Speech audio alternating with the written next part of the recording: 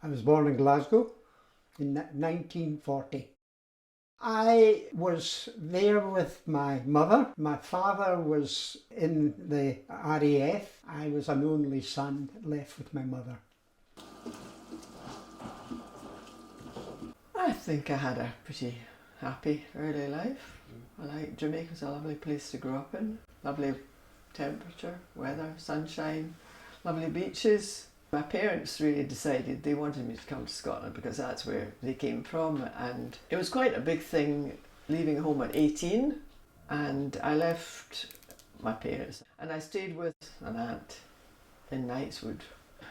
I was going to Arran to a summer mission in Whiting Bay, and I knew most of the other people on the team because they were from university, but Ken was from Strathclyde.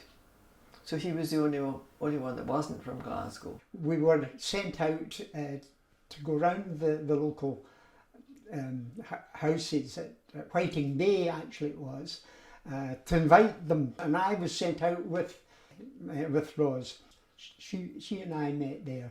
So we handed out the leaflets and then we had a coffee and we started to get to know each other.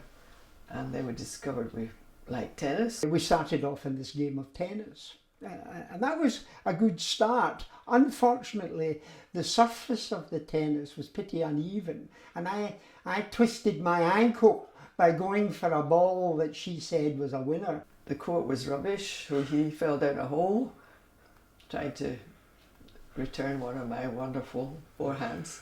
My girlfriend was a medical student, so she had him putting his foot in and out of hot water and cold water, and you could hear him screaming, here from Arran.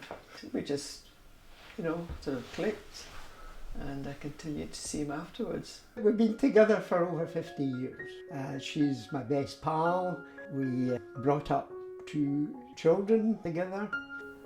And we just grew more and more fond of each other. I think the falling in love was probably more a gradual thing, and then just being comfortable with each other, forgiving one another for not being perfect, and being gentle with each other. Ros and Ken live in Glasgow, and to this day they still play tennis once a week.